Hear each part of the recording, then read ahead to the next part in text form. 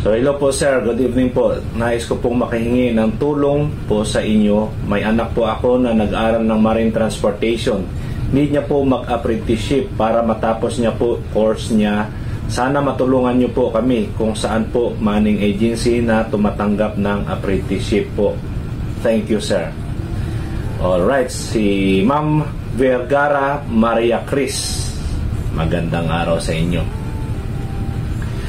So ito lang po gusto ko lilinawin sa lahat ng mga parents na nagpaaral ng kanilang mga anak ng Maritime Studies o BSMT or BSMARE na namumroblema dahil dyan sa apprenticeship na yan, no? Gusto ko baguhin yung inyong pananaw tungkol dito. Of course, ang ating kurso na yan, yung BSMT at saka BSMARE, so 3 years yung ating academic sa school and then 1 year yung apprenticeship, no? So hindi po kayo talaga nire-required na after nung 3 years, so gumraduate na yung anak nyo sa academic 3 years ay Associate of Marine Transportation, di ba? And then later on yan, pagka nakasampa na sila ng barko, kung gusto nilang i-proceed yung kanilang BSMT or BSMARE, na sa ganon, ang purpose doon ay nang mabigyan sila ng diploma at saka transcript of record na makakuha sila ng exam, no? Sa Marine Deck Officer o sa Marine Engine Officer. Pero hindi ibig sabihin po na hindi makagraduate yung anak nyo sa academic without apprenticeship, no? Kagagraduate po yan. So lahat naman ng gumraduate ng BSMT or BSMARE, nung pagsampa sa barko ay hindi na nila inasikaso yung kanilang pagiging BS, no? Dahil gusto na nilang ipagpatuloy as a ratings, ayaw nila magiging official. So marami. Kaya yung mga ratings natin, graduate din po yan.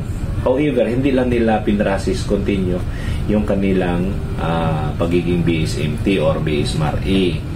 So, hindi po nire-require. Huwag nyo pong problemahin niya kasi marami dyan mga nanay nagbabayad sa inter-island, no? Kagaya na sinabi ko nakaraan na nagsisiksikan ang mga kadete natin dyan sa isang barko na sa ganun po ay ma-accomplish nila yung 1 year shipboard training nila para daw makagraduate. So bakit mo inaasam na kumuha agad ng BSMT, no? Nagsisiksikan lang din naman dyan sa Kalaw, gumastos. Okay lang yon sa may mga pera, no? At saka mayroong makilala makakatulong yan.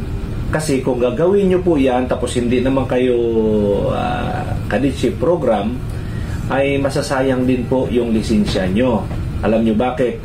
After nung take nyo ng lisensya, marami po kayong certificate na trainings yan, no? OIC. So yung trainings na yan ay mayroong expiration. Mayroong mga, lalo na yung mga COC natin. So 5 years lang yan. So from cadetship, 5 years from that, karamihan dyan hindi nila magagamit yung kanilang license, no? Kasi hindi sila belongs to cadetship program. So dadaan pa sila ng OS or wiper sa engine, AB, sometimes it take a lot of times pa, boson, and then saka pa maka-acto, no? So may kasabay ako na nag-exam, hanggang ngayon hindi pa nakapag-acto. Nakailang renew na po ng kanilang license. So, ang pag-renew ng license, maraming trainings po na kailangan i-renew nyo po. So, nagmamadali kayong i-BBAs nyo para na sa ganun maka-exam kayo, okay lang. So, exam mo yan, madali na lang. However, kailangan mo talagang sumikap pag-aral para na maipasa mo yung exam. So, pag may exam, may lisensya na, so apply kayo. At kung matanggap man kayo bilang isang ratings, kasi mahirap, napakaswerte na po pag apply nyo from cadetship and then nag-BS kayo, hindi nag-exam kayo, din na apply na kayo ng third mate, napakaswerte nyo po na matanggap kayo. Kasi ang dami-daming kalaban natin na galing na din po sa labas. Hindi naman necessary, no, na mag-apprenticeship yung anak nyo po. Makakagraduate po yan ng AMT.